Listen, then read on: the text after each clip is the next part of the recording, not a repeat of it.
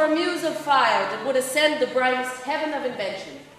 A kingdom for a stage, princes to act, and monarchs to behold the swelling sea. Then should the warlike Harry, like himself, assume the port of Mars, and at his heels, leashed in like hounds, should famine, sword, and fire crouch for employment. But pardon, gentles all, the flat, unraised spirits that have dared on this unworthy scaffold to bring forth so great an object. Can this cockpit hold the vasty fields of France? Or may we cram within this wooden O the very casks that did affright the air at Agincourt? Oh, pardon, since a crooked figure may attest in little place a million, and let us, ciphers to this great account, on your imaginary forces work. Suppose within the girdle of these walls are now confined two mighty monarchies, whose high upreared and abutting fronts the perilous narrow ocean parts asunder. Piece out our imperfections with your thoughts. Into 1,000 parts divide one man and make imaginary puissance. Think when we talk of horses that you see them printing their proud hooves in the receiving earth. For 'tis your thoughts that now must deck our kings, carry them here and there, jumping o'er time, turning the accomplishment of many years into an hourglass.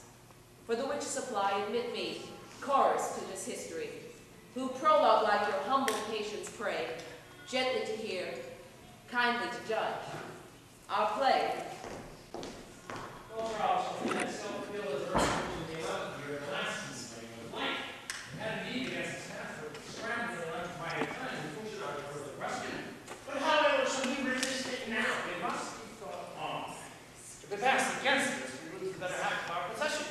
For all the temporal land which men about by testament had given to the church would they strip from us, you God with us. Much wood to the king ransom and full 15 earls and 1,500 knights, 6,200 good squires. In the relief of Lazarus and weak age, of the faint souls past corporal toil, 100 almshouses right well supplied. To the cost of the king beside, 1,000 pounds by the year, thus runs the bill. This would drink. What would drink the cup at all? What perfection! He was full of grace, fair regard, And a true lover of the Holy Church. in the courses of his youth promises not. The breath no sooner left his father's body than that his wildness, mortified, seemed to die to gain.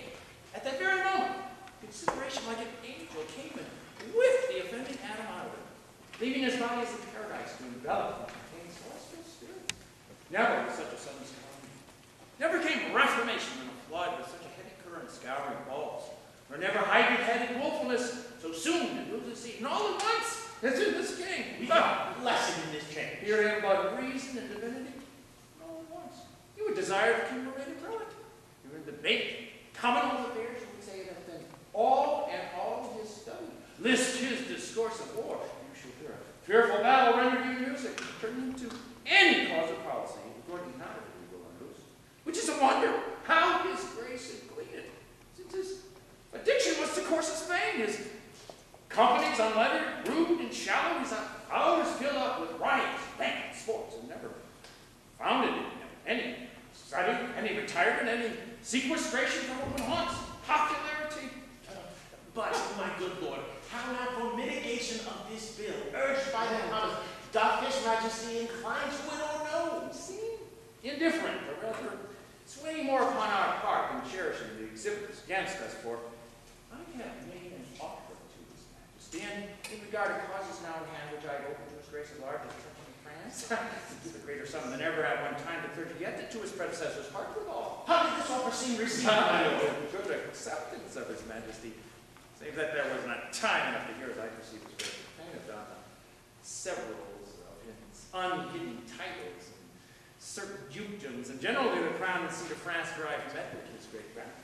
What was the impediment which broke this off? A French ambassador upon that instant great audience. And I think the time has come to give him hearing.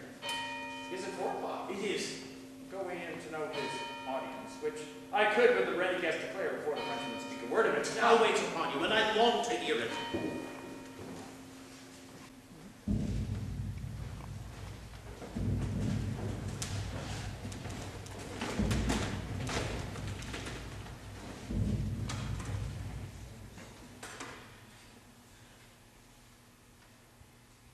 Where is my gracious lord of Canterbury?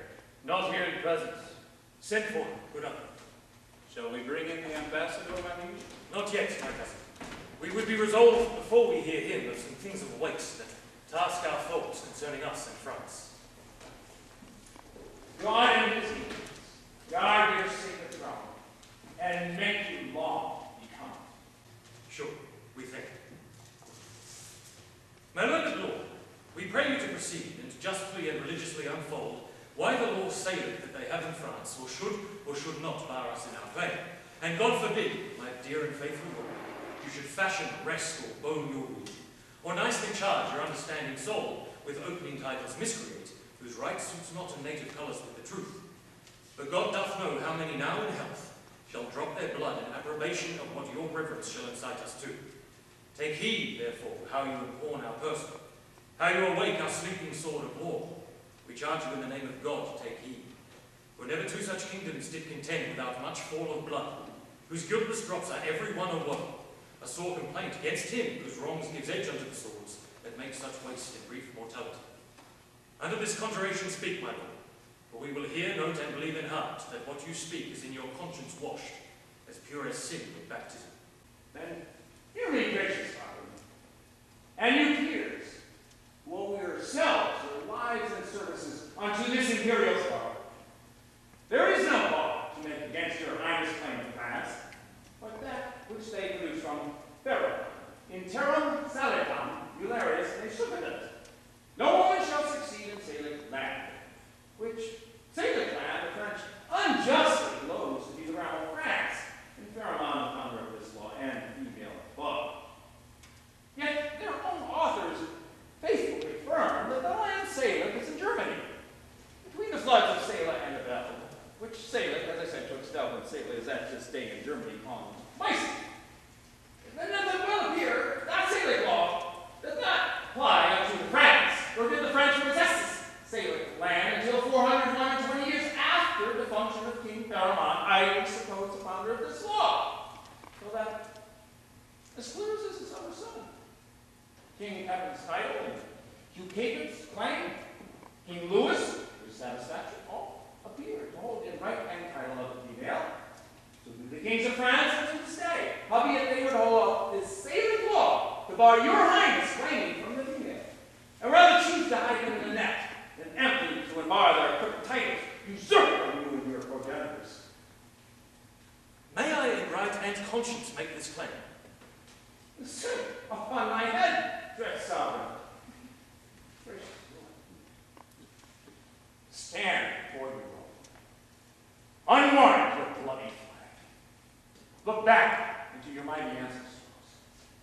Go, my grand lord, your great grandsire's tomb, from whom you claim, invoke his warlike spirit, and your great uncles, Edward, the Black Prince, who on the French ground played a tragedy, making defeat on the full power of France, whilst his most noble father on the hill stood smiling to behold his lion's wealth, forage in blood of French nobility. Awake remembrance of these valiant dead, and with go, puissant arm renewed their feet. You are their heir. You sit upon their throne. The blood and courage that renowned them runs in your veins.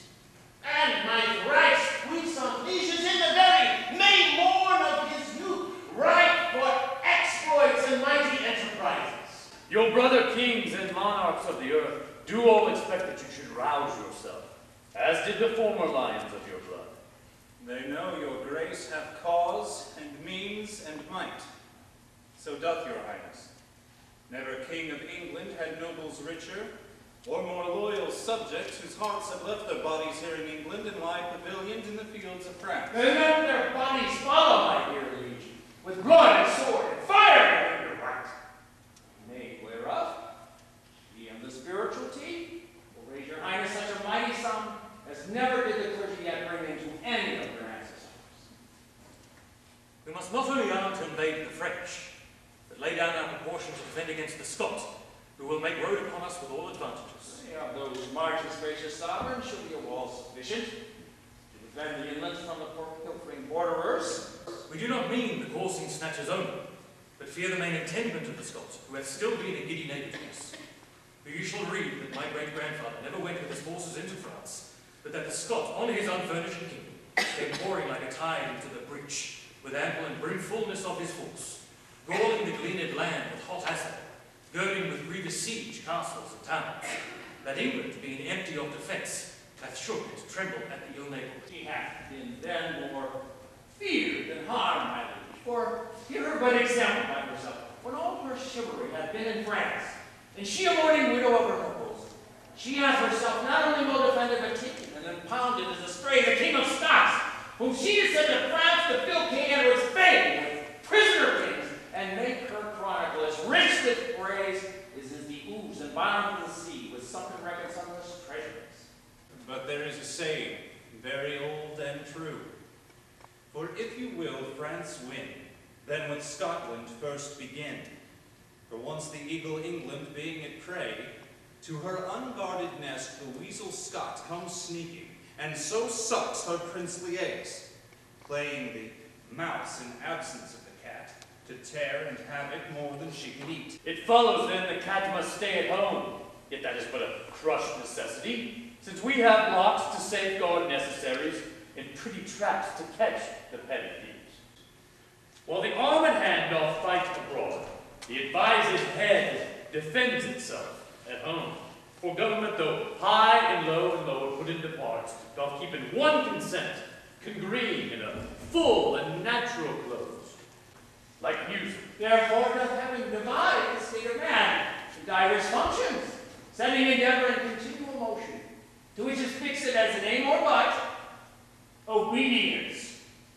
For so work the honeybees, creatures that by a rule of nature teach the act of order to a people's kingdom. Therefore to France, my liege, divide into four, whereof take you 1/4 into France, and you withal shall make Bulgaria's ship. If we, with thrice such powers left at home, cannot defend our own doors from the dog, let us be worried that our nation lose the name of hardiness and policy.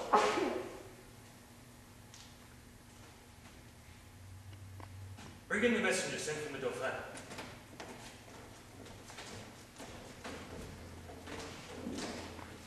Now are we well resolved, and by God's help and yours, the noble sinews of our power, France being announced, will bend it to our all, or break it all to pieces.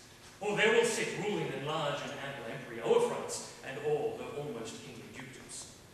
Or lay these bones in an unworthy urn, tombless, with no remembrance of them.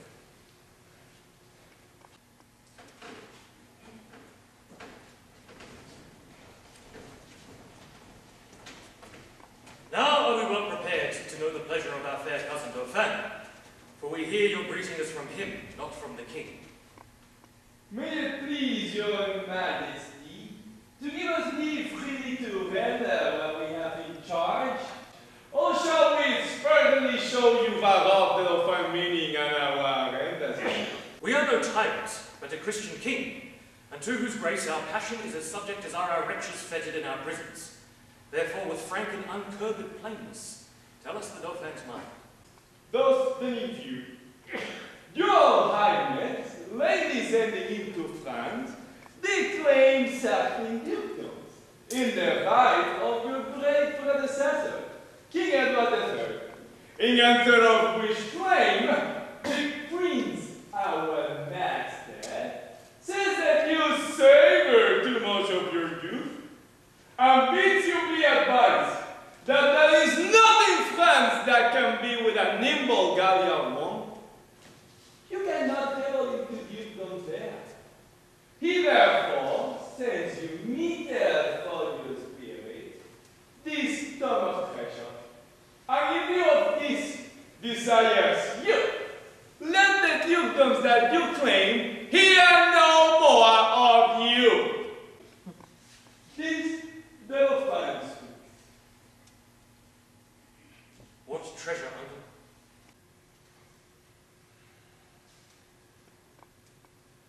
Tennis balls, my liege.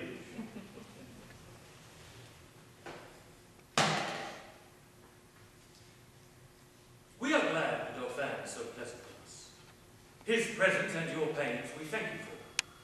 When we have matched our rackets to these balls, we will in France, by God's grace, play a set shall strike his father's crown into the hazard. Tell him he hath made a match with such a wrangler that all the courts of France shall be disturbed with chases. And we understand him well, how he comes o'er us with our wilder days, not measuring what use we made of him. But tell the Dauphin I will keep my state, be like a king, and show my sail of greatness when I do rouse me in my throne of France.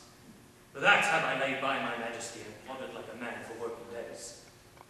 But I will rise there with so full of glory that I will dazzle all the eyes of France, yea, strike the Dauphin blind to the glass. And tell the pleasant prince that this mock of his hath turned his balls to gun-stones, and his soul shall stand sore charged for the wasteful vengeance that shall fly with them. For many 1,000 widows shall this his mock out of their dear husbands, mock mothers from their sons, mock castles down, and some are yet ungotten and unborn that shall have cause to curse the Dauphin's scorn. But all this lies within the will of God, to whom I do appeal, and in whose name tell you the Dauphin I am coming on, to venge me as I may, and to put forth my rightful hand in a well-hallowed cause. So, get you hence in peace, and tell the Dauphin his jest will savour but a shallow wit, when 1,000 weep more than did laugh at it. Convey him with safe conduct. There you will.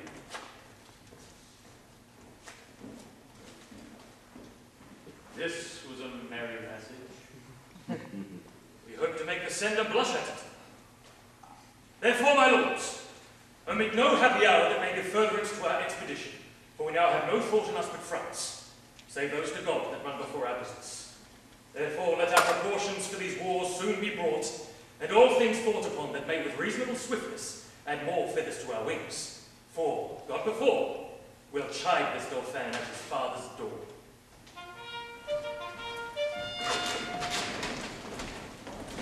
Now all the youth of England are on fire, and silken dalliance in the wardrobe lies.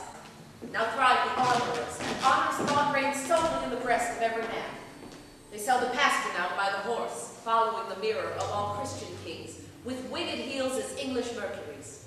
For now sits expectation in the air, and hides a sword from hilts unto the point with crowns imperial, crowns and coronets promised to Harry and his followers. The French, advised by good intelligence of these most dreadful preparations, shake in their fear, and with pale policy seek to divert the English purposes. O England, model to thy inward greatness like little body with a mighty heart. What mightst thou do that honor would thee do, were all thy children kind and natural? But see, thy faults France hath in thee found out. A nest of hollow bosoms which he fills with treacherous crowns, and 3 corrupted men. One Richard, Earl of Cambridge, and the second, Henry, Lord Scroop of Masham, and the third, Sir Thomas Grey, Knight of Northumberland, have for the guilt of France, oh guilt indeed, confirmed conspiracy with fearful friends, and by their hands this grace of kings must die, if hell and treason hold their promises, ere he take ship for France and in Southampton. Linger your patience on, and we'll digest the abuse of this, that's force a play. The sum is paid, the traitors are agreed, the king is sent from London, and the scene is now transported to Southampton.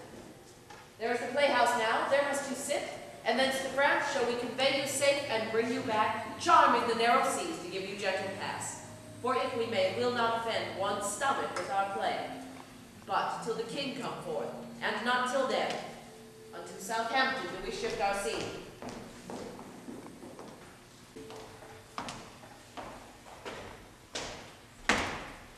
Well, my corporal name. Good morrow, Lieutenant Barnahoe. Our unchecked pistol and you friends yet? For my part, I care not. I say little. But when the time shall come, there shall be smiles. But that shall be as it may. I dare not fight, but I will wink and hold out mine iron. It is a simple one, but what though it will toast cheese and it will endure cold as another man's sword will, and there's an end. Ouch. I will bestow a breakfast to make the 2 of you friends, and we will 3 sworn brothers to France. Let it be so, good call. Faith, I will live as I may, that is the certain of it. And when I cannot live any longer, I will do That is my rest. That is the rendezvous of it. Now it is certain that he is married to now quickly, and she did you wrong, for you were troth-plight to her. I cannot tell. Things must be as they may. Men may sleep, and they may have their throats about them at that time, and some say knives have edges. It must be as it may. No patience be a tired mare, yet she still plods. There must be conclusions. Well, I cannot tell. Here comes Sergeant Pistol and his wife. Good corporal, be patient. How now, mine host, Pistol? They strike. Call'st thou me host? By this hand I swear I scorn the term. Nor shall my knell keep lodges. Nay, by my troth, not long. For we cannot lodge or board 12 to 14 gentlewomen that live honestly by the prick of their needles, but it will be thought we keep a bawdy house straight. One a day, lady, be not hewn now, we shall see willful adultery and murder committed. Good lieutenant, good corporal, offer nothing here. Pish! Pish to thee, Iceland dog. Thou pricky and cur of Iceland. Nay, thou corporal Nim, you show thy valour, put up your sword. Will you show off? I would have you solus! Solus? Egregious dog, old viper vile.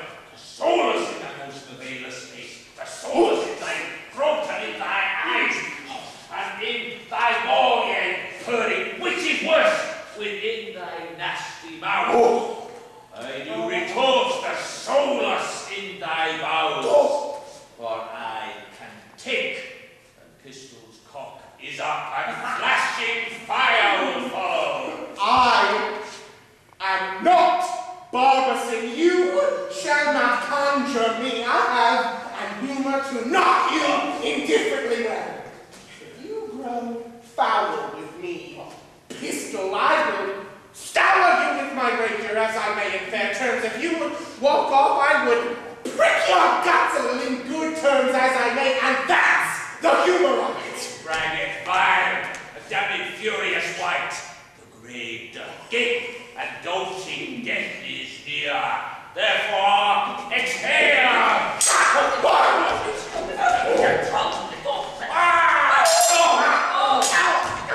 Hear me? Hear what I say.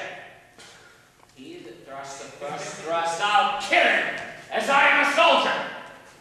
An oath of fickle might, and fury shall abate. Give me thy fist, thy forfeit to be given, and thy spirit to most tall. I will cut thy throat one time or another in fair terms, and that's the humor of it. Good like Lord, that's the word, I need defy again. Oh, hound of Crete, think'st thou my spouse yet? No, to the spittle go, and from the powdering tubs of infamy, fetch forth a laser kite of crescent sky. Dog hair she keep by name, and her espouse. I have, and I will hold the quantum quickly as the old thing. And Pauker, that's it. Go to. My host, Pistol, you must come to my master. The new hostess is very sick, would be the bed. Barlow, put thy face between his sheets, and do the office of a warming pan. He's very ill. Oh, wait, you rogue. He'll make a crow of good pudding one of these days. King hath killed his heart. Good husband, do come home presently. Am I to make the two of you friends? We are to France together. Shall we keep knives to cut one another's throats? Let floods or swell and fiends for food howl on. You'll pay me the 8 shillings I won of you at betting? Ace is the slave that pays. That now I will have, and that's the humor of it! As manhood shall compound, push home!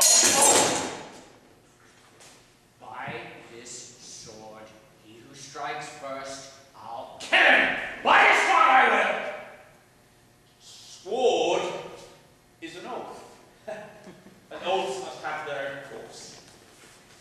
little corporal. And thou wilt be friends? Be friends. And thou wilt not then be enemies with me too. Now prithee put up! I shall have the 8 shillings on one of you at parting.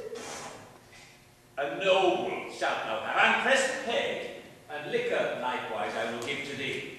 And friendship shall combine, and brotherhood. I'll live by men, and Lynn will live by me. Is not that just?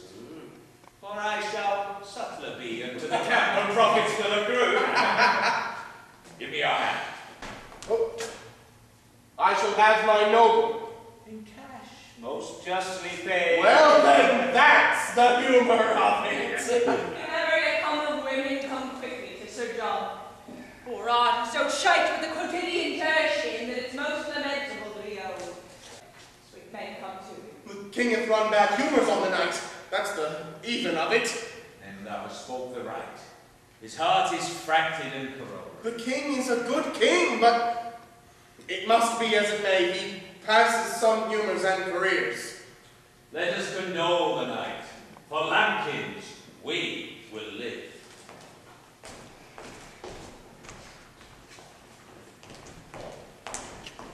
Lord God, his grace is bold to trust these traitors. They shall be apprehended by and by. Smooth and even they do bear themselves, as if allegiance in their bosoms sat, crowned with faith and constant loyalty. The king hath note of all that they intend. By interception they dream not of. Nay, but the man was dull, cloyed with gracious favors, that he should, for a fallen purse, so sell his sovereign's life to death and treachery. Now sits the ring fair, and we will abhor. Ah, my lord of Cambridge, and my kind lord of Massey, and you, my dear friends, give me your thoughts. Think you not that the powers we bear with us will cut their passage through the force of France, doing the execution and the act for which we have in head assembled? No doubt, my liege, if each man do his best. Oh, I doubt not that. Since we are well persuaded we carry not a half of us from hence, there grows not an affair consent without us. Nor leave not one behind that doth not wish success in conquests to attend on us. Never was monarch better feared or loved than is your majesty. There's not, I think, a subject which sits in heart grief and uneasiness under the sweet shade of your government. True, those that were your father's enemies have steeped their galls in honey and do serve you with heart's creative duty and of zeal. We therefore have cause of great thankfulness, and shall forget the office of our hands sooner than quittance of deserts or merits, according to their weight and worthiness. So service shall instill sinew's toil, and labor refresh itself with hope to be your grace incessant service. We judge no less. Uncle Alexa, enlarge the man committed yesterday that railed against our person. We considered it was excess of wine that set him on, and on his poor advice we do pardon. That's mercy, but too much security. Let him be punished, sovereign, lest example breed by his sufferance more of such a kind. Oh, let us yet be merciful. So may your majesty, and yet punish too.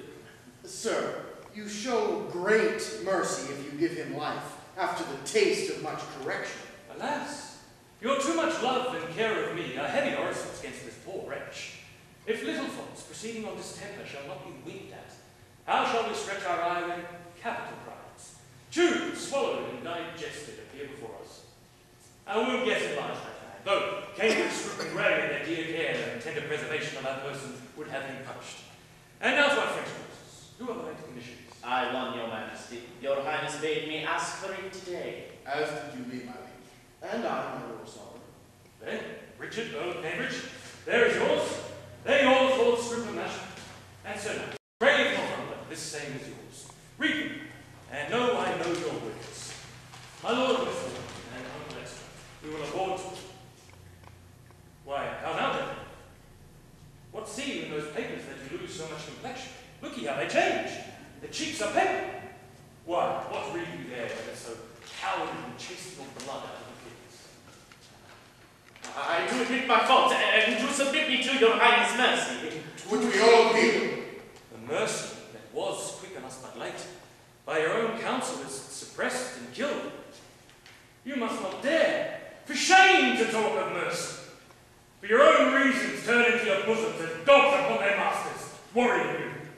See you, my princes and my noble peers, these English monsters. My lord of Cambridge here, you know how apt our love was to accord to furnish this man with all appurtenance belonging to his honour. And this man hath, for a few light crowns, lightly conspired and sworn unto the practices of France to kill us here at Hampton. To the which this knight, no less for bounty bound to us than Cambridge's, hath likewise sworn. But oh, what shall I say to thee, Lord Scroope? Thou that didst bear the key to all my counsels, and knewest the very bottom of my soul, and almost mightst have coined me into gold, wouldst thou have practised on me for thy use? Might it be possible that foreign hire could out of thee extract one spark of evil that might annoy my finger? So strange, that though the truth would stand off as roses black on white, my eye will scarcely see it. The treason and murder ever kept together, as two yoke devils sworn to each his purpose, working so grossly in a natural cause that admiration did not move them. But thou, against all proportion, didst bring in wonder to wait on treason and on murder. Whatsoever cunning fiend it was that wrought upon thee so preposterously, hath not a voice in hell for excellence. All other devils that suggest thy treasons do botch and bungle up damnation with patches, colours, and forms being fetched from glistering semblances of piety.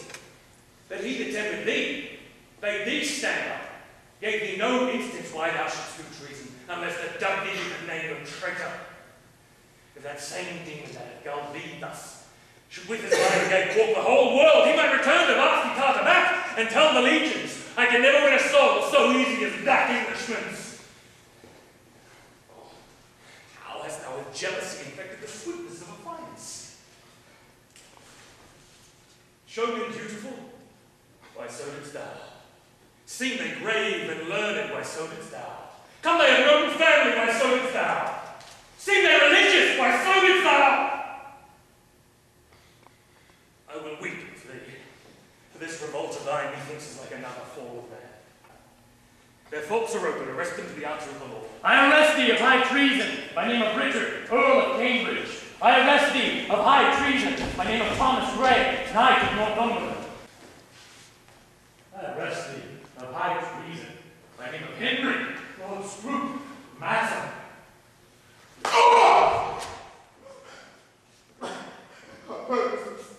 God has justly discovered, and I repent my fault more than my death, which I beseech your highness to forgive.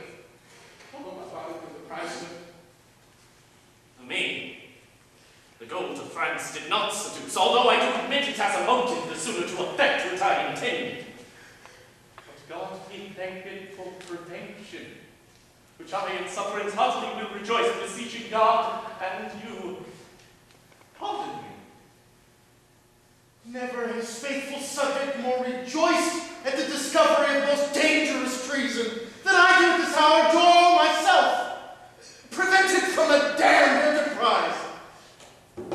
My fault, but not my body. Pardon, sovereign. God quit you in his mercy. Hear your sentence. You have conspired against our royal person, joined with an enemy proclaimed and fixed, and from his coffers received the golden earnest of our death, wherein you would have sold your king into slaughter, his princes and his peers to servitude, his subjects to oppression and contempt, and his entire kingdom into desolation. And touching our person, seek we no revenge, but we our kingdom's safety must so tender, whose ruin you have sought, that to her laws we do deliver. Get ye therefore hence, you poor miserable wretches, to your deaths, the taste whereof God of his mercy give you patience to endure, and true repentance of all your dear offences. Bear them hence. My liege!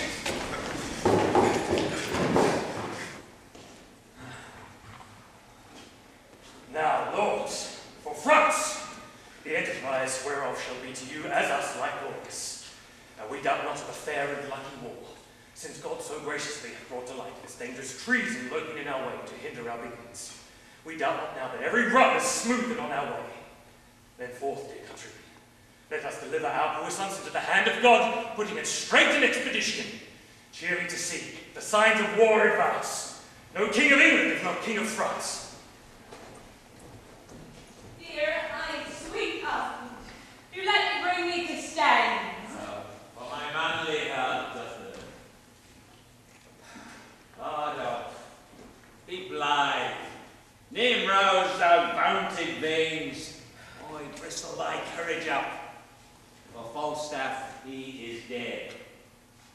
must earn her for.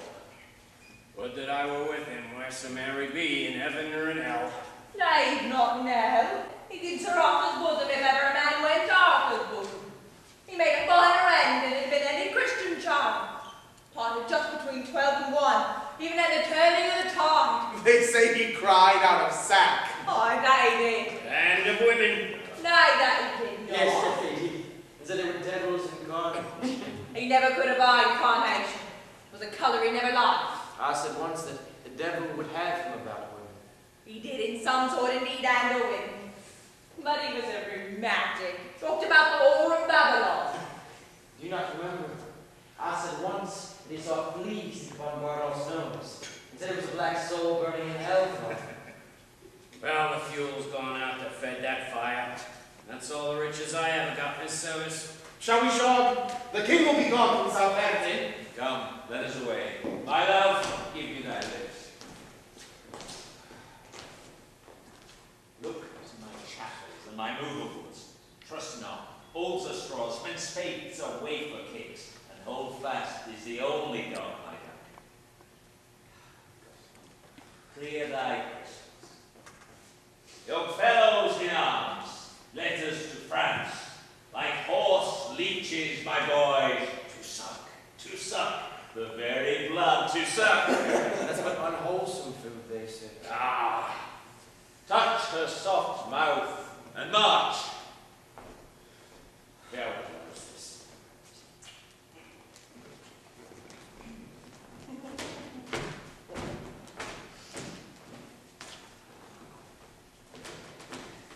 I cannot kiss. That is the humor of it. But adieu.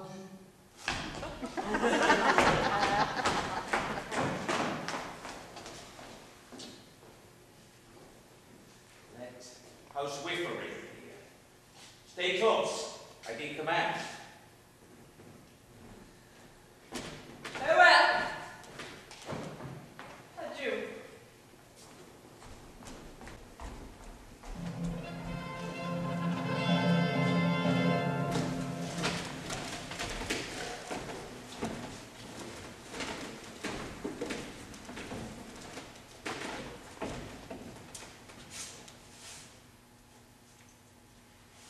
Thus comes the English with full power upon us, and more than carefully at us concerns, to answer royally in our defences, to line and to repair our towns of war with men of courage and with means defended. For England his approaches makes as fierce as waters to the sucking of the gulf. It bids us then to be as provident as fear may teach us, out of late examples left by the fatal and neglected English upon our fields. My most redoubted father, it is most meet we arm us against the foe, for peace itself should not so dull a kingdom, though war nor no one quarrel were in question. But that defenses, musters, preparations should be maintained, assembled, and collected, as were a war in expectation. Therefore I say, 'tis meet we all go forth to view the sick and feeble parts of France, and let us do it with no show of fear. No, for my good liege, she is so idly keen, her scepter so fantastically borne by a vain, giddy, shallow, humorous youth, that fear attends her not. Oh, peace, Prince Dauphin. You're too much mistaken in this king. Question your grace. Late ambassadors, with what great state we heard their embassy. Well, 'tis not so, my lord high constable, but though we think it so, it is no matter. In cases of defense, 'tis best to weigh the enemy more mighty than he seems. So the proportions of defense are filled, which of a weak or niggardly projection doth like a miser spoil his coat with scanty and the cloth. Think we King Harry strong, and lords will do strongly armed to meet him. The kindred of him hath been fleshed upon us, and he is bred out of that bloody strain that haunted us in our familiar paths. Witness our too much memorable shame when Cressy battle fatally was struck, and all our princes captive by the hand of that black name, Edward, Black Prince of Wales. This is a stem of that victorious stock, and let us fear the native mightiness and faith of him. Ambassadors from Henry, King of England, do pay compliments to your majesty. We'll give them present audience. Go and bring them. You see, this chase is hotly followed, friend. Turn head and stop pursuit, for coward dogs most spend their mouths when what they seem to threaten runs far before them. Good my sovereign, take up the English shout and show them of what a monarchy you are the head. Self-love, my liege, is not so bad a sin as self-neglect.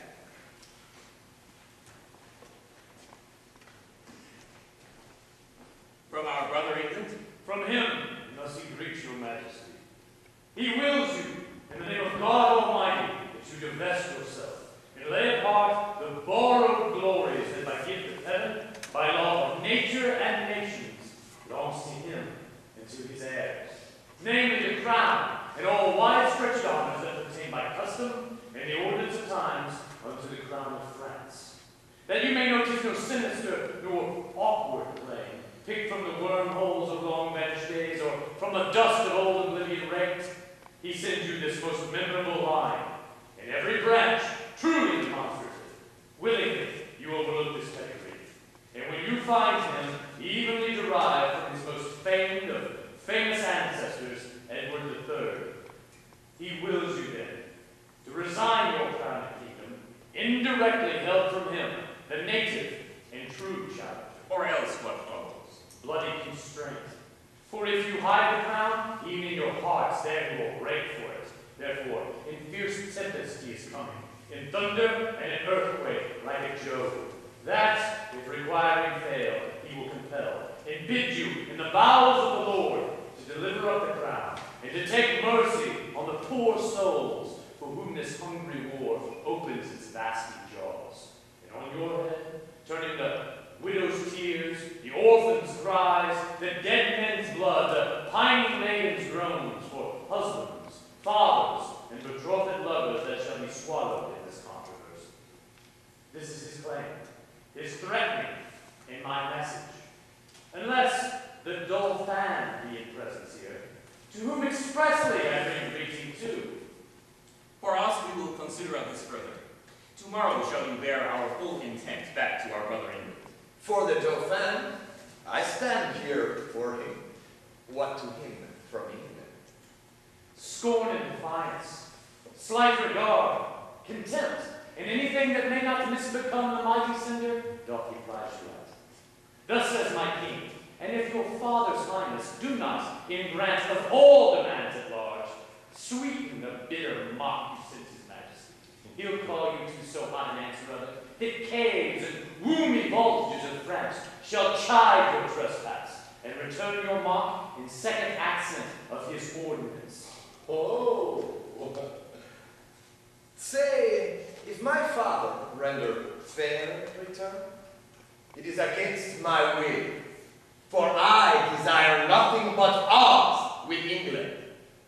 To that end, as matching to his youth and vanity, I did present him with the Paris bars. He'll make your Paris maneuver shake for it, were it the mistress court of mighty Europe. And rest assured, you'll find a difference, as we, his subjects, have in wonder found, between the promise of his greener days and these he masters now. Now he weighs time even to the utmost reign. This you shall reap in your own losses, if he stay here in France. Tomorrow shall you know our mind at full. Dispatch us with all speed, lest our king come here himself to question our delay. For he is footed in this land already. You shall be soon dispatched with fair conditions. A night is but a small breath, and little pause to answer matters of this consequence.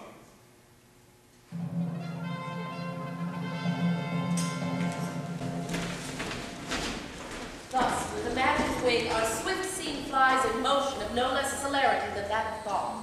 Suppose that you have seen the well-appointed king at Hampton Pier embark his royalty, and his brave fleet with silken streamers the young Phoebus fan. Play with your fancies, and in them behold upon the hempen tackle ship boys climbing. Hear the shrill whistle which doth order give to sounds confused. Behold the threatened sails, borne with the invisible and creeping wind, draw the huge bottoms through the furrowed sea, breasting the lofty surge. Oh, do but think you stand upon the rivage and behold a city on the inconstant billows dancing. For so appears this fleet majestical, holding due course to Harfleur.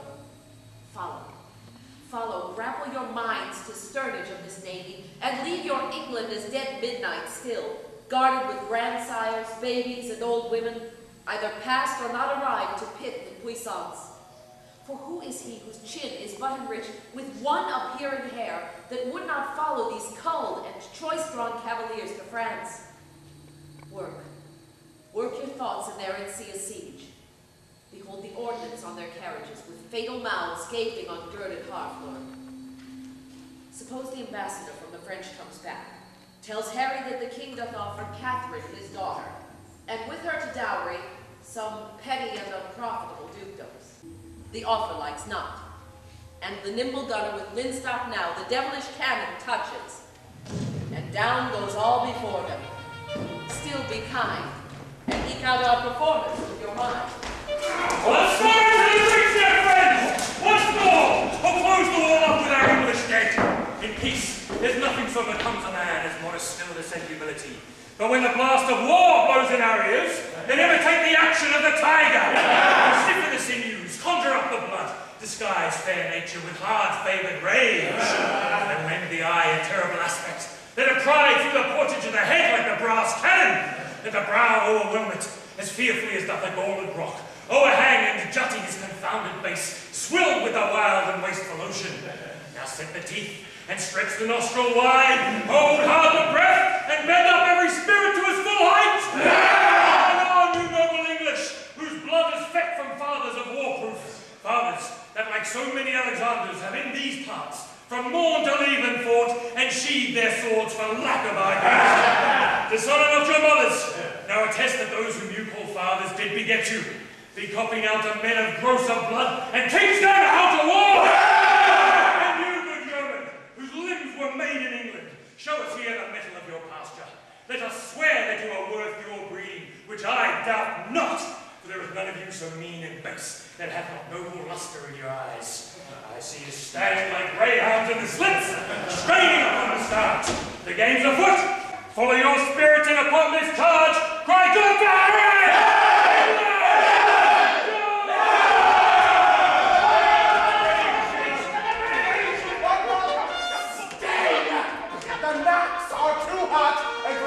I have matched a case of lies.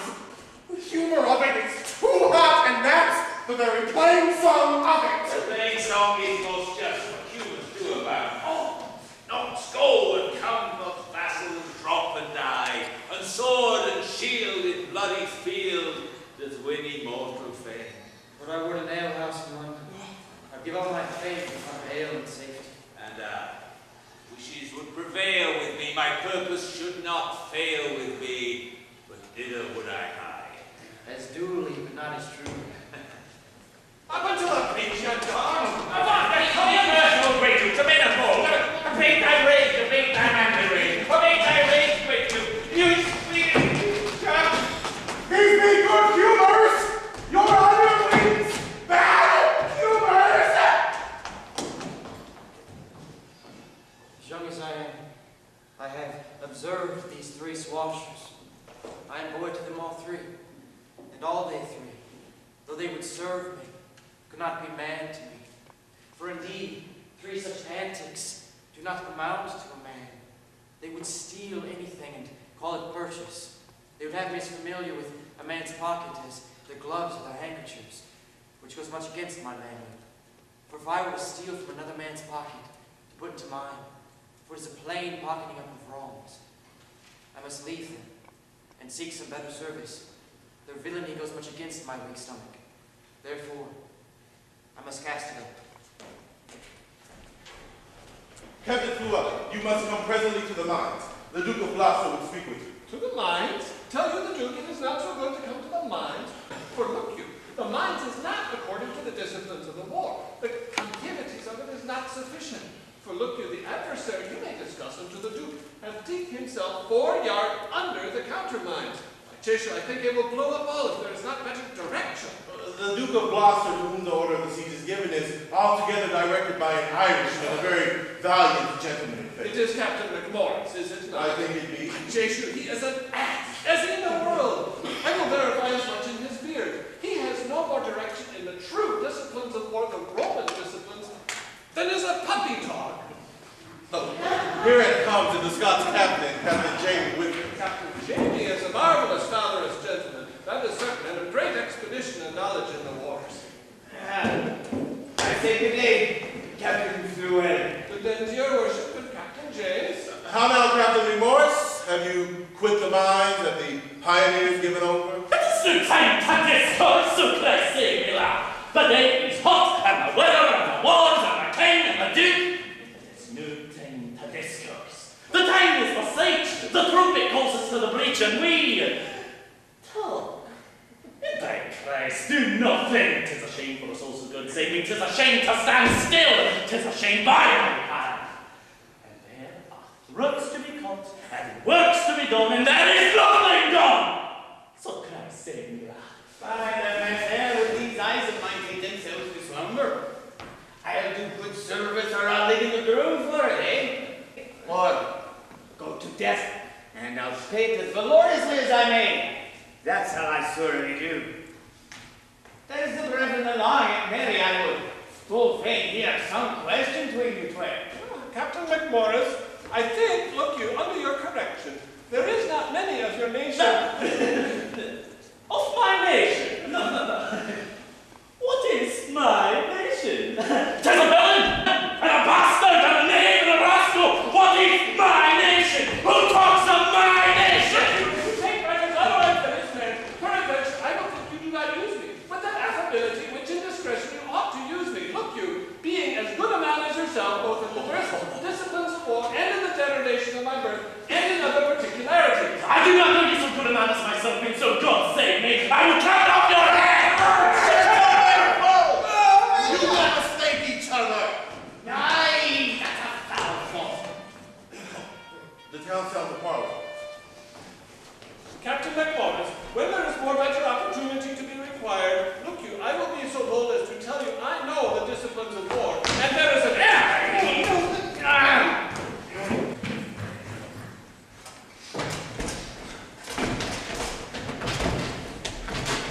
How yet resolves the governor of the town? This is the latest power we will admit. Therefore, unto our best mercy give yourselves, or, like to men proud of destruction, defy us to our worst. For, as I am a soldier, a name that in my thoughts becomes me best, if I begin the battery once again, I will not leave the half-achieved half-fleur, till in her ashes she lie buried. Therefore, you men of Harfleur, take pity of your town and of your people, while yet my soldiers are in my command, while yet cool and temperate wind of grace o'erblows the filthy and contagious clouds of heady murder, spoil, and villainy. If not, why, in a moment look to see the blind and bloody soldier with foul hand defile the locks of your shrill, shrieking daughters. Your fathers taken by the silver beards, and the most reverend heads dashed to the walls. Your naked infants spitted upon pikes, while the mad mothers with their howls confused do break the clouds, as did the wives of Jury and Herod's bloody hunting swordsmen. What say you? Will you yield in this avoid, or guilty in defense be thus destroyed? Our expectation hath this day an end. The Dauphin, whom of succors we entreated, returns us that his powers are not yet ready to raise so great a siege. Therefore, great King, we yield our town and lives to thy soft mercy. Enter our gates, dispose of us and ours, for we no longer are defensible. Open your gates. Come, Uncle Langston. Go you and enter Hartford. There remain and fortified strongly against the French. Use mercy to them all. For us, dear uncle, winter coming on and sickness growing on our souls, we will retire to Calais. Tonight at half-hour will we be your guests. Tomorrow for the march shall we address.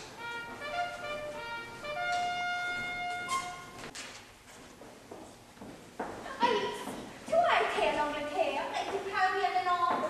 Ben, madame, je te prie, m'enseigne. Il faut que je prenne le palais. Comment parlez-vous la main en anglais? La main. Il est appelé the hand.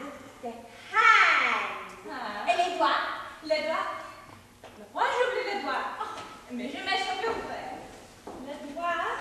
Je pense qu'ils sont appelés the fingers. Oui, the fingers. La main, the hand. Et les doigts, the fingers. Je pense que je suis les bonnes écoliers. Je gagne du goût dans les vêtements. Comment parlez-vous les ongles? Nous les appelons the nails. The nails. Écoutez, dites-moi si je parle bien. The hand, the fingers, and the nails. C'est unique, madame, mais propos d'anglais. Dites-moi l'anglais pour les bras. The arm. Et les coudes, d'elbow. D'elbow. Je m'en fais la répétition de tout le mot que vous m'avez appris des emprunts. Oh, et toi, ici, madame, comme je pense. Excusez-moi, Alice, écoutez. The hand, the fingers, the nails, the arm, et the elbow. Ah, d'elbow, madame. Ah, mais Seigneur Dieu, je m'en rappelle. The elbow. Comment appelle-vous les corps? The neck. The neck.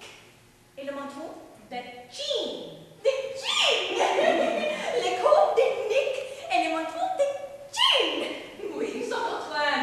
En vérité, vous prononcez le mot aussi droit qu'il est natif d'un tête. Je n'ai ni point de phrase, par la grâce de Dieu. Et donc, peu de temps.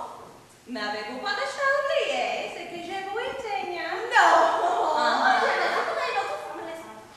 La hand, the fingers, the nails, the arm, the elbow. Je connais d'elbow. The elbow, the neck, et the chin. Comment appelez-vous les pieds et la robe? The foot et the cran. The foot et the cran. Oh, Seigneur Dieu. C'est ça gros, mais ça pouvait être scrotine, grosse, d'Afrique. Et non, les grandes le disaient. Je ne voudrais prononcer ces mots devant le Seigneur de France, mais il est bon. Le fond et le cran. Mais ouais, je reciterai une autre fois ma leçon de sable. The hand, the fingers, the nails, the arm, the elbow, the neck, the chin, the foot and the cran. Excellente, madame. C'est moi une fois. Alors, vous avez l'idée? Oui.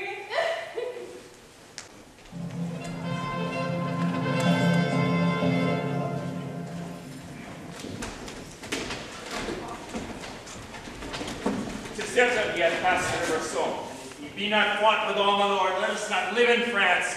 Let us quit all and give our vineyards to a barbarous people. You feel bummed. Shall a few strays of us, the emptying of our father's luxury, our scions put in wild and savage stock, spilt up so suddenly into the clouds and overlook their grafters? No, but bastard, no, it's not in bastard. Mon Dieu, mon père, if they would march along from Fort Wisol, but I will send my daughter to buy a slovenly and a dirty farm on that nook shot in Isle of Albion. You never tarry, where have ye this metal? And shall our quick blood spirited with wine seem frosty? Oh, honor of our lands, let us not hang like ropey icicles upon the house of thatch, whilst if our frosty people sweat drops of gallant youth in our rich fields. By faith, I don't know. Our madams do plainly mock at us, and plainly say our metal is bred out, and they will give their bodies over to the lust of English youth. To new store France with bastard warriors. They lead us to the English dancing schools and teach Le Voltaire's high and swift caratos, saying that our grace is only in our heels, and that we are mostly lofty runaways. Where is Montjoy the herald? Speed him hence. Let him greet England with our sharp defiance. Up, princes! And the spirit of honor edged more sharper than your swords highly wield. High dukes, great princes, barons, lords, and knights, for your great seats now quit your great shades. Bar Harry England that sweeps through our lands and pills taken in the blood of our floors. Rush on his host, as doth the melted snow upon the valleys whose low vassals seek the Alps, doth spit and void his room upon. Go down upon him, you have power enough, and in a captive chariot did you ruin bring him our prisoner. Great! So am I, his numbers are so few, his soldiers sick and famished in the march. For I am sure when he shall see our army, he'll drop his heart into the sick of fear, and for investment, offer us his ransom.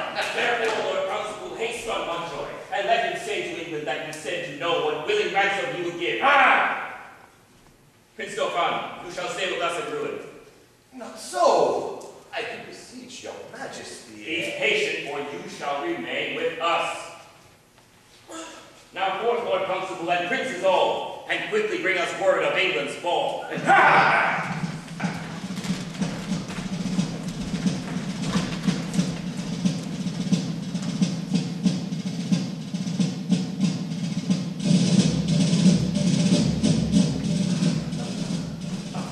Captain Llewellyn, come you from the bridge? I assure you there is most excellent services committed at the bridge. Is the Duke of Exeter said? The Duke of Exeter is a man is as magnanimous as Agamemnon, a man I love and honor with my soul and my heart. He keeps the bridge most valiant and excellent discipline.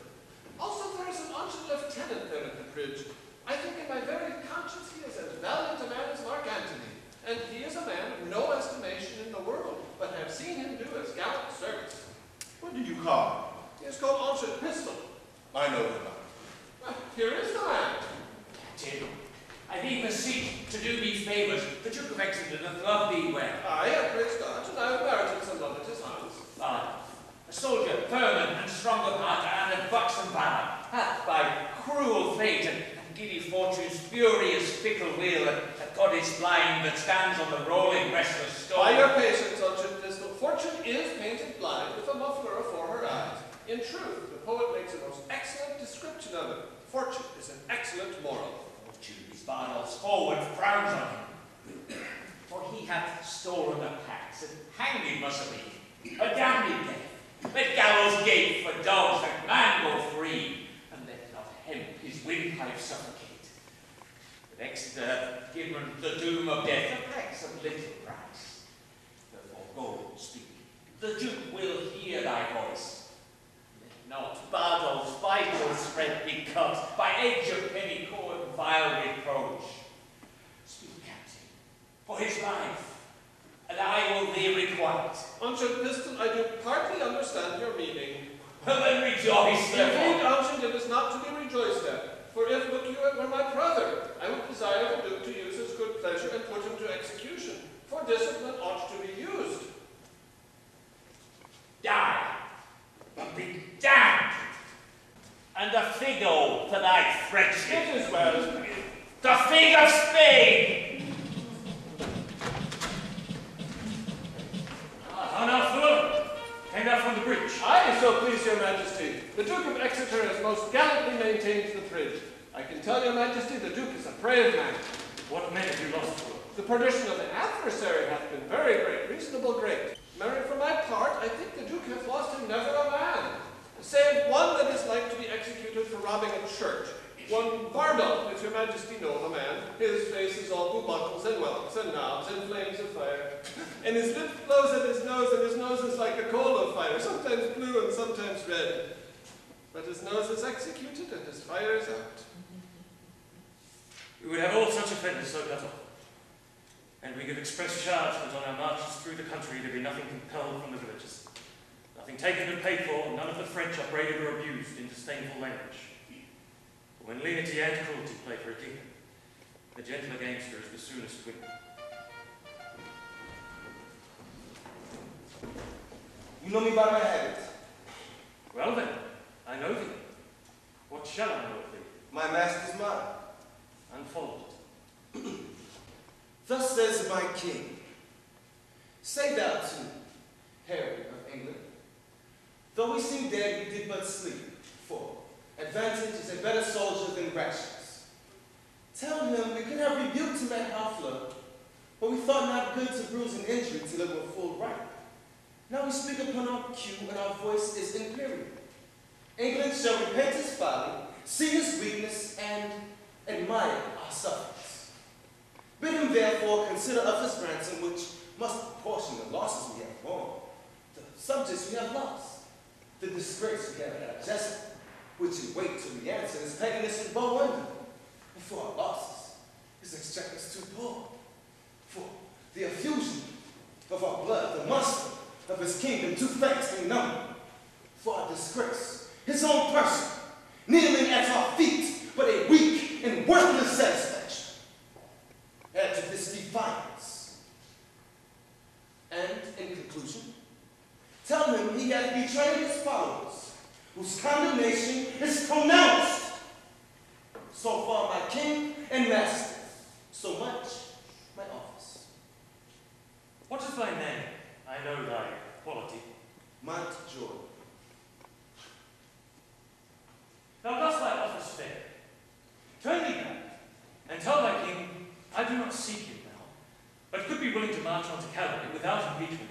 For, to say the sooth, though 'tis no wisdom to confess so much unto an enemy of craft and vantage, my people are with sickness much enfeebled, their numbers lessened, and those few I have almost no better than so many French, who, when they were in health, I tell thee, Harold, I thought on one pair of English legs did march 3 Frenchmen. Yet forgive me, Don, that I do brag thus. This your heir of France hath blown that bicycle. I must repent. Go therefore. Tell thy master, here I am. My ransom is this frail and worthless trunk. My army with a weak and sickly die. Yet God before tell him we will come on, though France himself and such another neighbour stand in our way. There's what I labour, Montjoy. Go. Bid thy master well advise himself. If we may pass, we will. If we be hindered, we shall your tawny ground with your red blood discover. And so, Montjoy, fare thee well. The sum of all our answer is but this. We would not seek a battle as we are, nor as we are, we say we will not shun it. So tell your master. I shall. And thanks to your highness.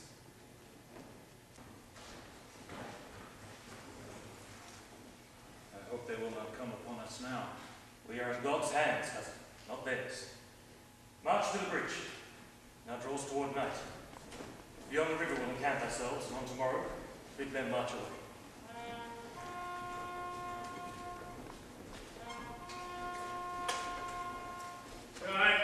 I have the best armor of the world. Quit it, would you? You have an excellent armor, but what horse have you? It is the best horse of Europe. Will it never be gone? My Lord of Orleans and my Lord High Constable, you talk of horse and armor. You are as well provided of both as any prince in the world. Oh, what a long night is this. I will not trade my horse for any that treads but on 4 pasterns. He bounds from the earth as if his entrails were hairs. Le cheval volant de Pegasus, chez les marines few. When I was driving, I saw him. I am a hawk. He trots the air. The elf sings when he touches it. The bassest tone of his hoof is more musical than the pipe of Hermes. He's of the color of nutmeg. Indeed, my lord, it is the most absolute and excellent horse. He is the prince of Palfreys. His neigh is like the bidding of a monarch, and his countenance enforces homage. No more, cousin. You have good judgment in horsemanship. My Lord Constable, the armor that I saw in your tent tonight, are those stars or suns upon it? Stars, my lord. Some of them will fall tomorrow, I hope. And yet my sky shall not want. That may be, for you bear on many superfluously, and 'twere more honor somewhere away. I will talk tomorrow and my way shall be paved with English faces. I will not say so, for fear I should be faced out of my way. Yet, I would it were morning, for I would fain be about the ears of the English. Who will go to hazard with me for 20 prisoners? Let's first go yourself to hazard, there you have it. It is midnight. I'll go arm myself. on the faces of your tenants. Oh, what a wretched, peevish fellow is this king of England to mope with his fat-brained followers so far out of his knowledge. If they had any apprehension, they would run away. That they lack. For if their heads had any intellectual armor, they could never wear such heavy headpieces. This island of England breeds very valiant creatures. Their mastiffs are of unmatchable courage. English curs that weren't winking into the mouth of a Russian bear and have their heads crushed like rotten apples. You may as well say that's a valiant flea that dare eat his breakfast on the lip of a lion. Just. And the men who sympathize with their masters, and robustious and rough, coming on, leaving their wits with their wives, and then give them great deals of beef and iron and steel. They will eat like wolves and fight like devils. Aye, but these English are shrewdly out of beef. Then shall we find tomorrow they have only stomachs to eat and none to fight. Now is the time now. Come, shall we ride? 'Tis now 2 o'clock, but let me see. By 10, we shall each have 100 Englishmen.